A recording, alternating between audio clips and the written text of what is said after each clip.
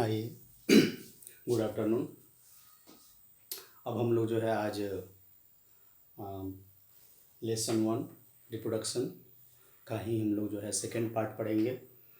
Second part में हम लोग को पढ़ना क्या है इस बात पर ध्यान देना है। सेकेंड पार्ट में पहले मैंने रिप्रोडक्शंस का टाइप्स बताया, इम्पोर्टेंस बताया। अब सेकेंड पार्ट में और जो बचा हुआ पार्ट्स है, सेकेंड पार्ट जो है लेसन 1 का ही रिप्रोडक्शन का जो पार्ट्स बचे हुए हैं, बहुत सारे क्वेश्चन जो है पूछे जाते हैं, उससे हम लोग जो है अब बात करेंगे और देखेंगे कि किस प्रकार से जो है क्वेश्चन पूछे जाते हैं। और बहुत ही इंपॉर्टेंट टॉपिक सब है, छोटा छोटा टॉपिक सब है लेकिन बहुत ही इंपॉर्टेंट टॉपिक है। ये लास्ट ही हम लोग क्लास इसका हम रखेंगे, क्योंकि जो है इसमें ही सारी बातों को जितना जल्दी हो वो समाहित कर दें आपको। इसके लिए आपको जो है थोड़ा सा आप सब्सक्राइब कीजिए और लाइक कीजिए, शेयर भी कीजिए आप लोग, जिससे जो है ज़्यादा से ज़्यादा जो हम लोग वीडियो बना के आपको आपके घर तक हम पहुंचा पाएँ और इसको जो है आगे बढ़ा सकें। क्योंकि क्लास जब तक लॉकडाउन है उसमें जो आप लोग भी फ़ायदा उठा सकें इस बात को।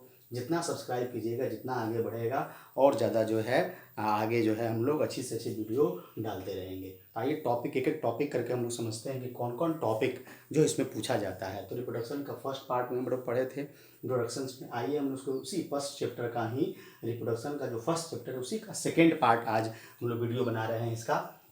इसमें देखिए लाइफ स्पान, जीवन काल। जीवन काल क्या है? जीवन काल क्या है? जीवन काल किसे कहते हैं? जीवन से मृत्यु के बीच की अवधि को, जीवन से मृत्यु के बीच की अवधि को जीवन काल कहते हैं। अब जीवन काल मतलब हम लोग जन्म लेते हैं तो जन्म से मृत्यु के बीच की अवधि को, जन्म से मृत्यु के बीच की अवधि को हम लोग क्या कहते हैं? जीवन काल कहते हैं। यहाँ पर बड़ा अच्छा क्वेश्चन कि हम लोग जब जन्म लेते हैं प्राकृतिक रूप से और प्राकृतिक रूप से मर जाते हैं तो उसके बीच की जो अवधि होती है उसको जीवन काल कहते हैं। अब देखिए इसमें क्या देखने वाली बात है कि सबका जीवन काल, विभिन्न जीवों का जीवन काल अलग अलग होता है, उसके बारे में याद रखना है। कुछ इंपॉर्टेंट क्वेश्चंस होते हैं, याद रखना पड़ता है। जैसे मैन का जीवन काल पहले 100 वर्ष होता था, 100 ईयर्स होते थे। अब जो है WHO के अनुसार 64.5 साल होता है। वर्ल्ड हेल्थ ऑर्गेनाइजेशन के अनुसार, विश्व स्वास्थ्य संगठन के अनुसार इसका लाइफ स्पान जो है 64.5 साल हो गया है। मे फ्लाई 1 दिन जीता है। सिकाडा भी जो जमीन के अंदर रहता है वो भी 1 ही दिन जीता है। जो आपका जो है सप्ताहविक जो है बेचारा मस्किटो भी जी रहा है। उसी प्रकार से तोता 140 वर्ष जीता है। बनियान ट्री, बरगद का पेड़ देखिएगा 200 वर्ष। कछुआ 200 वर्ष जीता है। पीपल का जीवन काल 2000 से 3000 वर्ष होता है। ये आपका जो एग्जाम्पल देखिएगा पश्चिम बंगाल के जो ईडन गार्डन है उसमें अभी भी 2000 वर्ष पहले जो है कम से कम 1.5-2 किलोमीटर 2.5 किलोमीटर वो फैल चुका है और वह पीपल जो है आज भी प्रेजेंट है। सिकोया 3000 से 4000 वर्ष तक जीता है। अब आया जीवन काल। हम लोग के जीवन काल में, मनुष्य के जीवन काल में 3 अवस्था होते हैं अकॉर्डिंग टू बायो। धर्म के अनुसार 4 अवस्था हो जाते हैं। बचपन अवस्था, फिर उसके बाद किशोरावस्था, फिर गृहस्थ आश्रम, फिर जो है जवान प्रस्ती होता है, वह आ जाता है बुढ़ापा वाला, जिसमें सामाजिक कार्य हम लोग करते हैं। 4 अवस्था में बांटा गया है। लेकिन बायोलॉजी के अनुसार जुवेनाइल फेज, जो बचपन अवस्था है, कायिक अवस्था है, उसको हम लोग कहते हैं जुवेनाइल फेज। जुवेनाइल फेज में होता क्या है, इसमें क्या होता है, इस बात को देखने वाली बात है कि इसमें, इस अवस्था में कैसे जान दिएगा, लिखिएगा कि इस अवस्था में सिर्फ शरीर का विकास एवं वृद्धि होता है, प्रजनन की क्षमता नहीं पाई जाती। दूसरा अवस्था है रिप्रोडक्टिव फेज, प्रजनन अवस्था। प्रजनन अवस्था में क्या होगा कि इसमें आप लोगों को प्रजनन अवस्था में, ये सिर्फ जो है प्रजनन अवस्था में होता है कि इसमें, इस अवस्था में प्रजनन की क्षमता पाई जाती है, बॉडी में प्रजनन की एबिलिटी आ जाती है, जिससे वह संतान की उत्पत्ति कर सकते हैं। तो ये दूसरा अवस्था हुआ हम लोग का किशोरा अवस्था, गृहस्थ आश्रम इसमें जो कहते हैं हम लोग, वो आ जाता है। सेनेसेंस, जीर्णता अवस्था। जीर्णता अवस्था, इस अवस्था में शरीर के उत्तक कोशिकाएं धीरे धीरे नष्ट होने लगते हैं एवं प्रजनन की क्षमता समाप्त होने लगती है। उसी को हम लोग कहते हैं सेनेसेंस कहते हैं, जीर्णता कहते हैं। प्रजनन की क्षमता समाप्त हो जाती है शरीर का कोशिकाएं। तो 40 वर्ष के बाद हम लोग के शरीर में कोई भी 40 वर्ष बच्चा है, अगर बच्चा है तो फिर किशोरावस्था आया, फिर आपका जीर्णता अवस्था आएगा। हमेशा आप यंग नहीं रहिएगा, हमेशा जो है एक समान नहीं रह पाइएगा, धीरे धीरे आपके शरीर में परिवर्तन होते जाएगा और 40 वर्ष के बाद धीरे धीरे हर चीज़ की शक्ति, सुनने की शक्ति, देखने की शक्ति, हर चीज़ की शक्ति धीरे धीरे कम होने लगती है। उसी को हम लोग कहते हैं जीर्णतावस्था। पहले एजेइंग हम लोग कहते हैं, एजेइंग में मतलब कोशिकाएं नष्ट होने लगते हैं। इसमें सेनेसेंस में इरिवर्सिबल मतलब जो है फिर वह जो है नष्ट होने लगते हैं, तो वह फिर पुनः जो है उसकी क्षति की पूर्ति नहीं होती है। उसके बाद ये लास्ट ही अवस्था से जब सेनेसेंस होने लगेगा, इसका मतलब लास्ट में आपकी मृत्यु हो जाएगी, डेथ हो जाएगी। ये प्राकृतिक रूप से चलते रहता है, इस प्रकार से जीवन काल में चलते रहता है। जीवन काल से आपको समझना चाहिए कि जीवन काल जन्म से मृत्यु के बीच की अवधि को कहते हैं जीवन काल,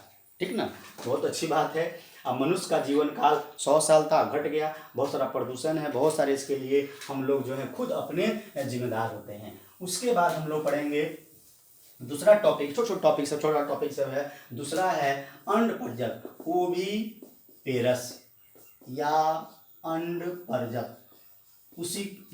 इसी में अंतर सजीव परजक या सजीव परजक का दूसरा नाम है विविपेरस।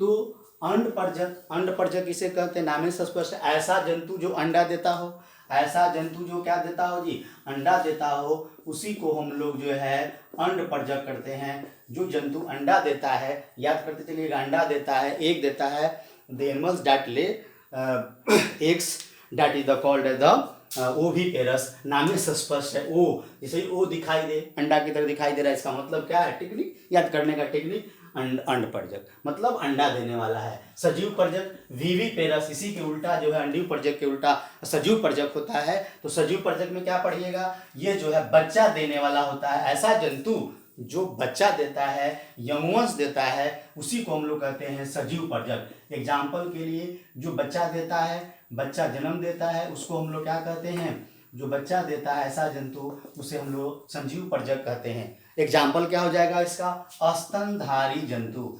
स्तनधारी जंतु जो है, मैमल जो है, ये क्या देता है, बच्चा देता है। इससे क्वेश्चन क्लियर हुआ।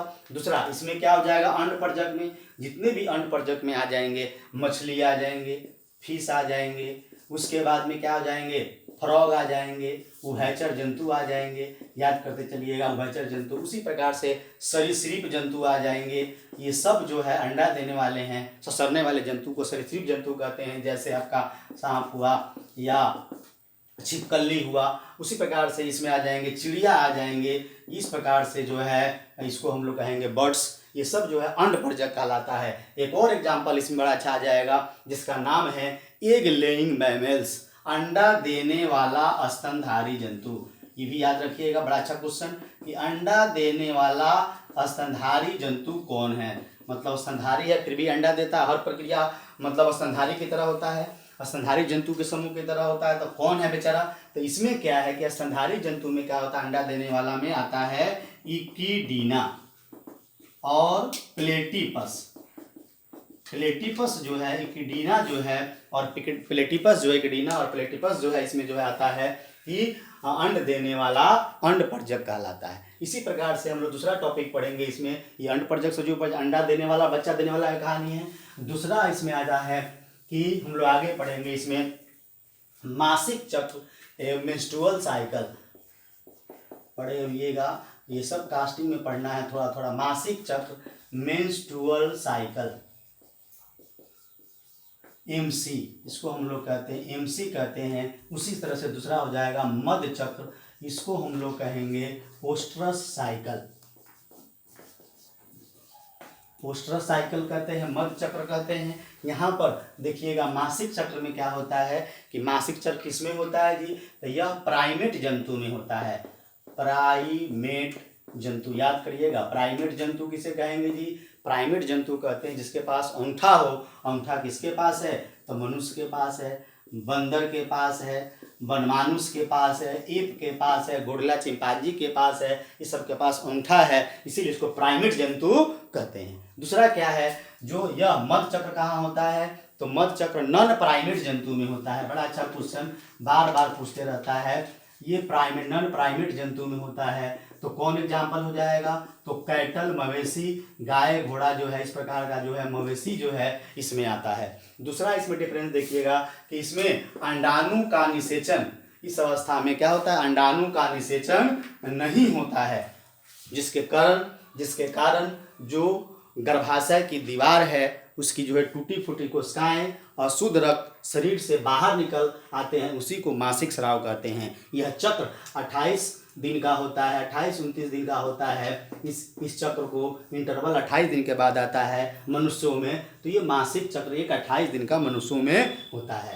मध्य चक्र आइए, ये हो गया मासिक चक्र के बारे में। अंडाणु का निषेचन नहीं होता है तब होता है। यहाँ पर क्या होता है, इसमें उल्टा होता है। इसमें क्या होता है कि मध्य चक्र एक हीट पीरियड को कहा जाता है ऑफ द एनिमल्स, यह मतलब गर्म अवस्था कहा जाता है उस एनिमल्स के लिए जिसमें कैटल जो मवेशी होते हैं, जिसमें जंतु प्रजनन के लिए जो है प्रजनन चाहती है, जिसमें प्रजनन जो है प्रजनन की इच्छा जाहिर करती है, प्रजनन चाहती है, उसी को हम लोग मध्य चक्र कहते हैं जंतु का। जैसे भैंस को जो देखिएगा, गाय को देखिएगा, जब उसको प्रजनन की क्षमता जब उसमें डेवलप करती है तो वह बोलने लगती है, ज़्यादा बोलती है, जोर जोर से बोलने लगती है, तो समझ जाता है उसका मालिक ऑनर समझ जाता है कि भाई उसको सीमेंट डालना है, उसमें सीमेंट डालेंगे तो वह गर्भवती हो जाएगी, प्रेग्नेंट हो जाएगी। तो उसी को मध्य चक्र कहते हैं, जंतुओं में आता है। कुत्ता में देखिए, कुत्ता में ठंडा का मौसम में आता है साल भर में, तो ये भी देखिए होइएगा। तो यहाँ पर इस प्रकार से मासिक चक्र एवं मध्य चक्र में जो है अंतर आता है, प्राइमेट और नॉन प्राइमेट। इसमें अंडाणु का निषेचन नहीं होता है, इसमें प्रजनन की इच्छा जाहिर करती है, इसको हम लोग कहते हैं मासिक चक्र कहते हैं। अब देखिए मध्य चक्र कहते हैं। दूसरा इसमें एक और हम लोगों को पढ़ना क्या है कि जू स्पोर, देखिए जू स्पोर, चल बीजाणु, दूसरा है जाइगोट। ये भी बड़ा अच्छा क्वेश्चन है एनसीईआरटी का, युग्मनज।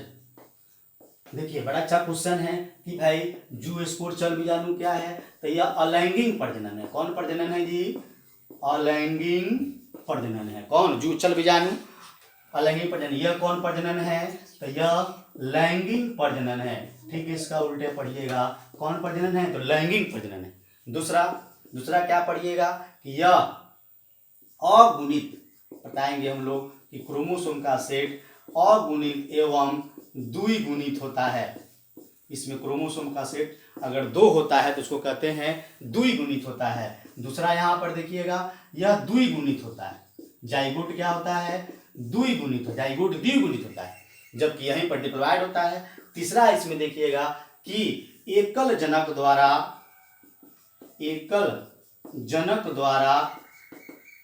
चल बीजाणु का निर्माण होता है।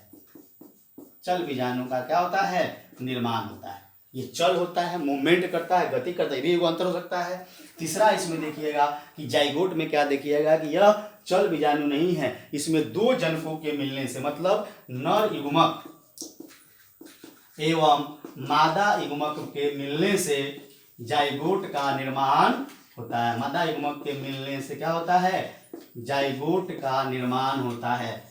जो भी बच्चे नहीं लिखे होंगे उसको लिख लेंगे कि इसमें जाइगोट का निर्माण होता है। इस प्रकार से इसमें जू स्पोर और युग्मनज में क्या होते हैं, अंतर पाए जाते हैं। आइए अगला टॉपिक हम लोग पढ़ते हैं, होमोथैलिक और हेट्रोथैलिक। जल्दी जल्दी हम लोग करते हैं, आप लोग सब्सक्राइब जरूर करते रहिएगा। होमोथैलिक, समजालिकता, बड़ा अच्छा क्वेश्चन ये भी है, समजालिकता। दूसरा है हेट्रोथैलिक, विषम जालिकता।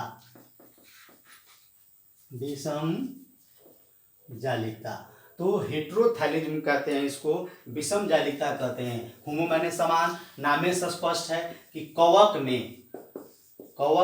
में आकार में एवं कार्य में समान होता है, अर्थात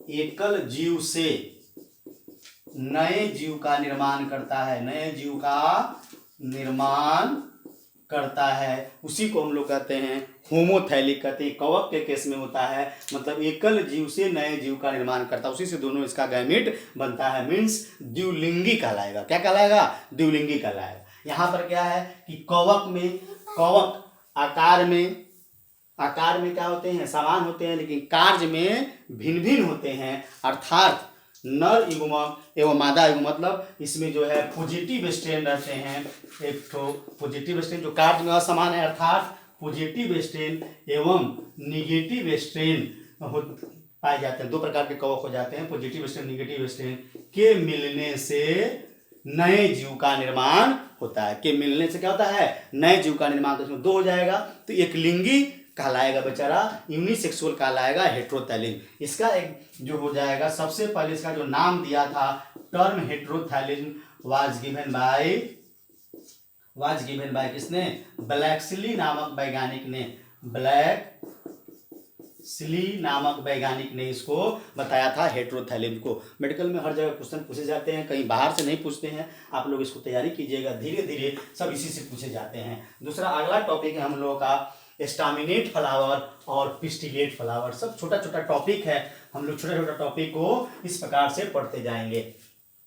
स्टामिनेट फ्लावर किसे कहते हैं और पिस्टिलेट फ्लावर किसे कहते हैं?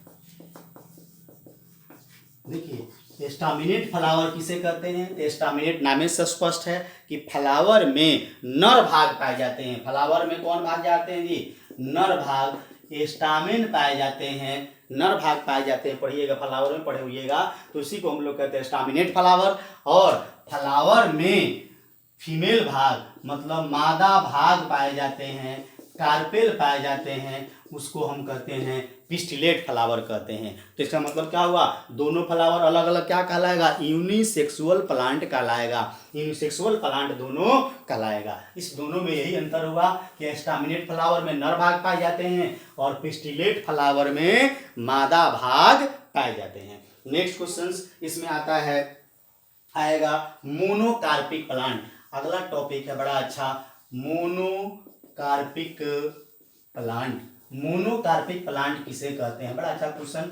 ऐसा पौधा जो अपने जीवन में एक ही बार फूल देता हो, ऐसा पौधा, याद रखिएगा, ऐसा पौधा जो जीवन में अपने एक ही बार फूल देता है उसी को मोनोकार्पिक प्लांट कहते हैं। मतलब एक बार अपने जीवन में जो है पुष्प देता है, फ्लावर देता है, उसी को हम लोग कहते हैं क्या? Monocarpic plant. एग्जाम्पल के लिए याद करिए, बड़ा अच्छा याद करने के लिए,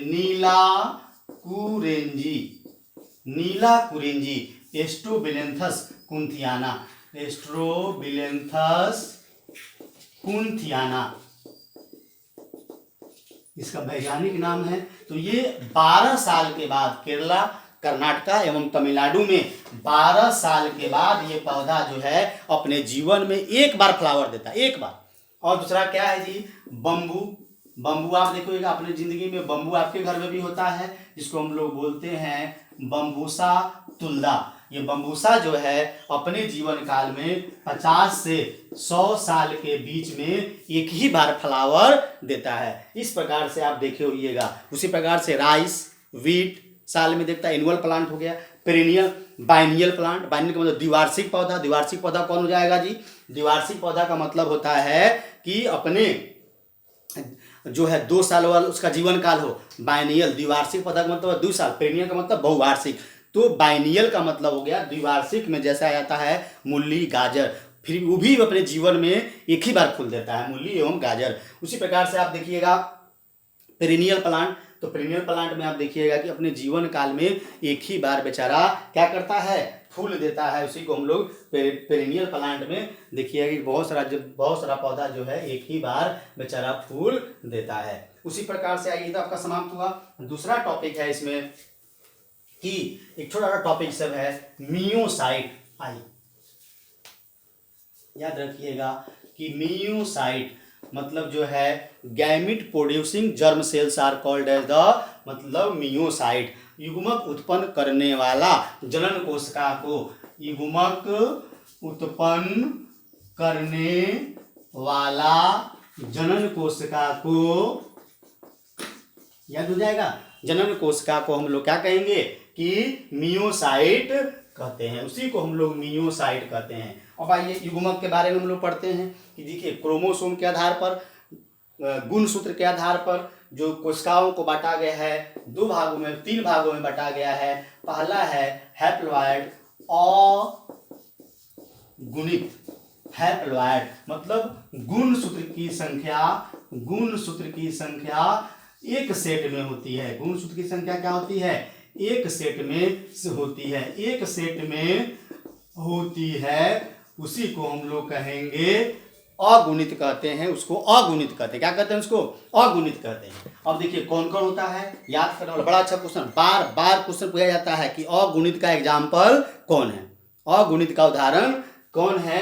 बार बार जो है क्वेश्चन जो आपका ऑब्जेक्टिव क्वेश्चन में रहते हैं, इसको बहुत ही हर साल पूछा गया है कि पूछा जाता है बार बार, मतलब बिहार बोर्ड में तो खास कर पूछा जाता है, हर जगह पूछा जाता है कि अगुणित कौन है। तो याद करने वाली बात है, अगुणित कौन होंगे? नर युग्मक, नर युग्मक में कौन हो जाएंगे? शुक्राणु स्पर्म।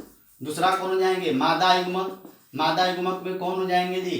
तो अंडाणु, दिखाई दिया। अंडाणु जो है मादा युग्मक में, अंडाणु जो है इस प्रकार से होते हैं, ओवम होते हैं। परागकण ये सब क्या है? अगुणित है, इसी को हम लोग बोलते हैं लघु बीजाणु। गुरु बीजाणु, गुरु बीजाणु भी क्या है?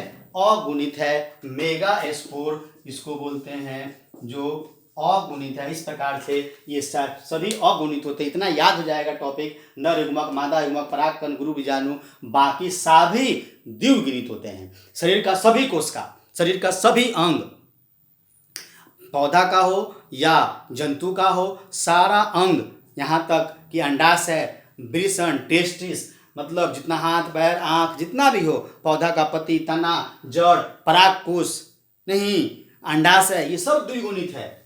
उसके अंदर जो जनन कोशिका से बनेंगे, जनन कोशिका भी द्विगुणित है, उससे बनेंगे वही जो है अगुणित कहलाएंगे। इसी में हम लोग पढ़ेंगे द्विगुणित। दूसरा क्या पढ़ेंगे हम लोग जी? द्विगुणित। तो द्विगुणित में कौन हो जाएगा? आइए देखते हैं द्विगुणित में कि द्विगुणित में कौन आता है। कि द्विगुणित में सब आता है। डिप्लॉयड उसको बोलते हैं, डिप्लॉयड 2n लिखेंगे, मतलब n प्लस n।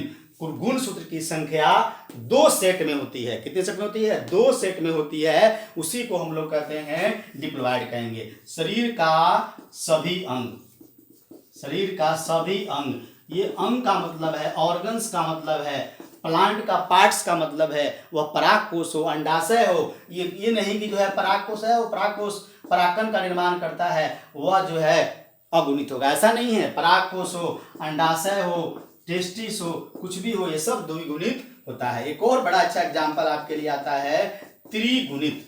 त्रिगुणित का मतलब है ट्रिप्लॉयड, ट्रिप्लॉयड का मतलब है 3n, n plus n plus n, मतलब जो है कोई भी दे देता है निकालने के लिए, क्वेश्चन भी देता है, मेडिकल में कंपटीशन में देता है कि भाई कोई पौधा में गुणसूत्र की संख्या 40 है, तो n प्लस n 40 है, तो 2n बराबर 40, तो n बराबर 20। अगर 2n बराबर क्या हो जाएगा? 40, तो n बराबर क्या हो जाएगा जी? भागा दीजिएगा, 20 हो जाएगा। तो त्रिगुणित में कितना गुणसूत्र होगा? तो 3 गुने n, मतलब 3 गुने 20 तो हो जाएगा। तो इसका एग्जाम्पल होता है भ्रूणपोष। इसका एग्जाम्पल क्या है? भ्रूणपोष, इंडोस्पर्म। एक ही जो है पूछेगा बार बार कि भाई कि त्रिगुणित कौन है, तो यही ऑप्शन रहेगा भ्रूणपोष। त्रिगुणित मतलब 3n जो है, 3 गुने n मतलब 3 गुने 20 तिहाई 60, मतलब इतना क्रोमोसोम की संख्या इसमें होगी अगर इस प्रकार का क्वेश्चन पूछा जाता है। तो इस प्रकार से हम लोग जो है देख रहे हैं कि युग्मक के बारे में हम लोग ये कहानी देखे, मियोसाइट देखे, उसी प्रकार से पढ़े थे हम लोग बंगाल का आतंक कौन है, बंगाल का आतंक किसे कहा जाता है, ये भी हम लोग पढ़ चुके हैं कि बंगाल का आतंक किसे कहते हैं। चलिए एक और बात हम लोग देखते हैं। इसके बाद जो टॉपिक है, इसके बाद का जो टॉपिक है हम लोग देखेंगे पार्थेनोजेनेसिस।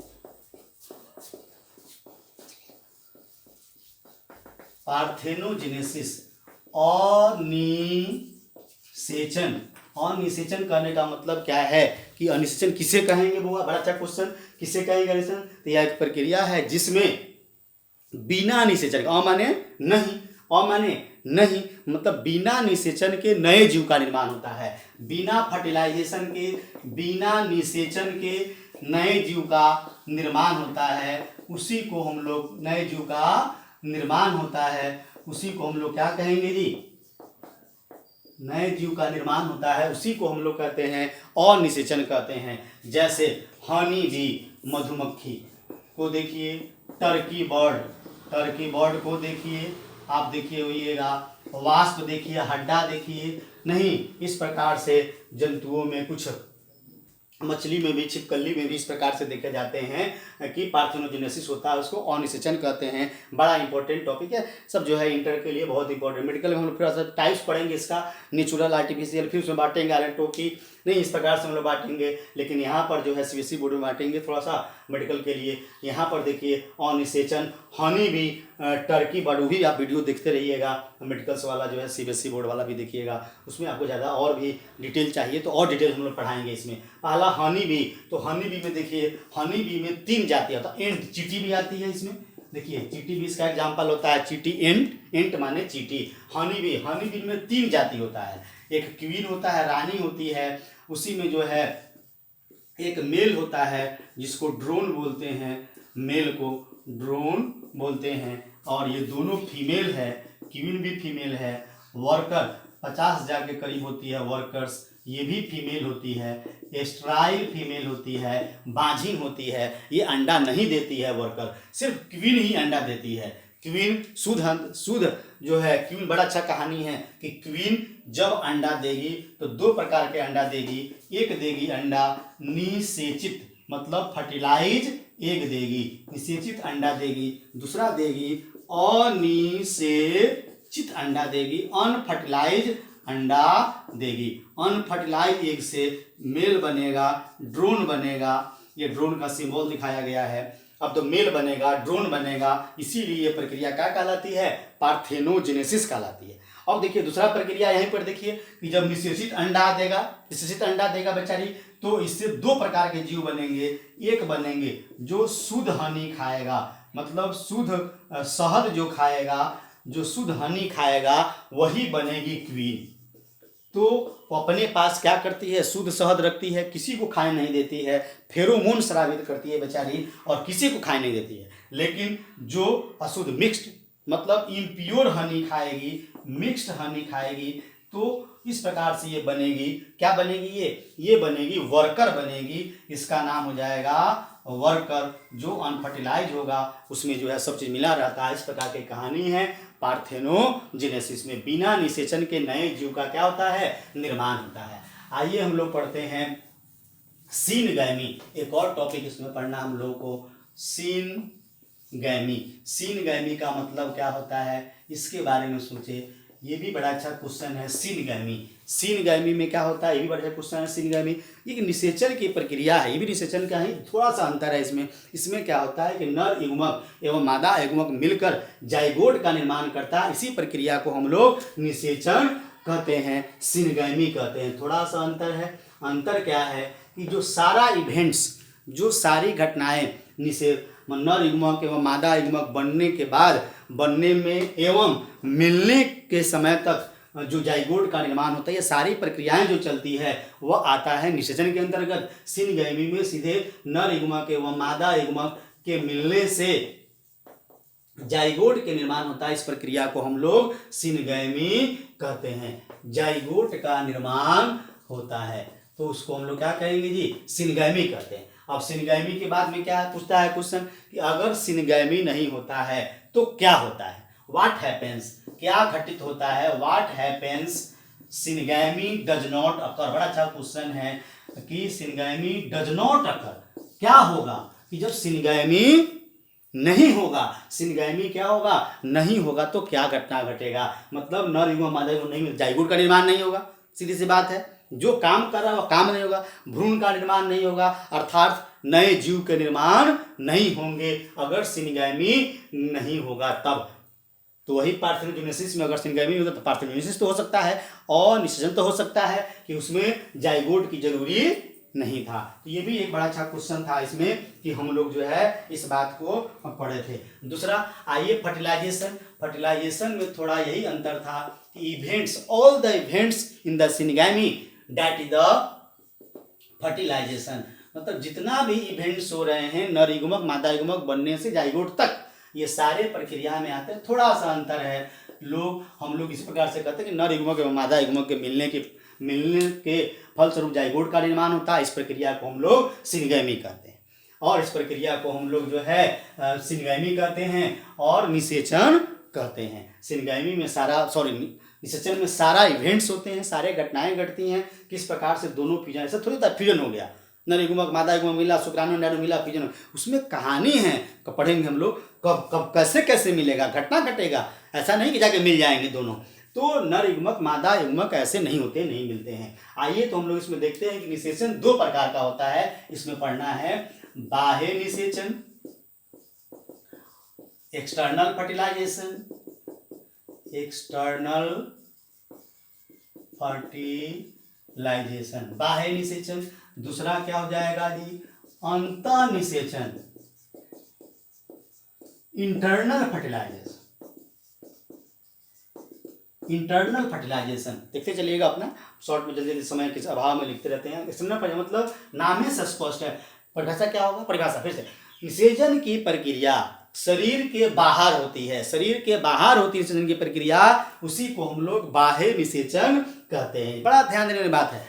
निषेचन की प्रक्रिया, अंत माने अंदर, निषेचन की प्रक्रिया शरीर के अंदर होती है तो अंतः निषेचन कहते हैं। देखते होइएगा मनुष्य में, सब में देखिए, लेकिन कुछ जंतु में निषेचन की प्रक्रिया क्या होती है, बाहर होती है, जैसे मेढक है, कुछ मछली भी हैं। इस प्रकार की प्रक्रिया में निषेचन की प्रक्रिया क्या होती है, बाहर होती है। मेढक में देखे होइएगा कि बड़ा अच्छा क्वेश्चन, मेढक में देखे होइएगा कि मेढक जो है बारिश के मौसम में बोलती है, तो लोग कहता है ओ जो है सिर्फ जो है बोला जा रहा है कि बेचारा जो है क्या करने के लिए, बारिश होने के लिए, ऐसा बात नहीं है। मेल फ्रॉग क्रॉक करता है to call the female for the reproduction, मतलब नर मेढक जब बोलता है, नर मेढक बोलता है, फीमेल नहीं बोलता है, उसी के पास वोकल सैक होगा, तो वो बोलेगा क्यों, क्योंकि प्रजनन करने के लिए बोलता है। बारिश के मौसम, उसका प्रजनन उसी समय काल होता है, प्रजनन काल मेढक का। तो मेढक जितने भी छोटे छोटे जीव हैं, देखिएगा बारिश के मौसम में प्रजनन की क्षमता ज़्यादा हो जाती है। छोटे छोटे जीव, झिंगुर फिंगुर, बहुत सारे जीव, बहुत सारे इंसेक्ट्स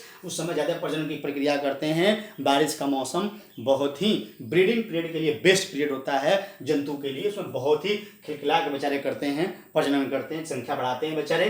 तो मेढक भी करता है, तो नर मेढक जो है मादा मेढक पर जो है उसके ऊपर चले जाते हैं, ऐसे बना लेते हैं। तो देखे होइएगा, नहीं फिक्सिस कहते हैं उसको। और जब उस पर जो है तो ये दोनों मिलकर क्या करते हैं, वाटर बॉडीज में जलाशय में क्या करते हैं, शुक्राणु और अंडाणु जो है छोड़ देते हैं, दोनों एक दूसरे को नहीं, और दोनों छोड़ देते हैं तो क्या होगा, जाइगोट बनेगा। जब जाइगोट बनेगा, इसी जाइगोट से सबसे पहले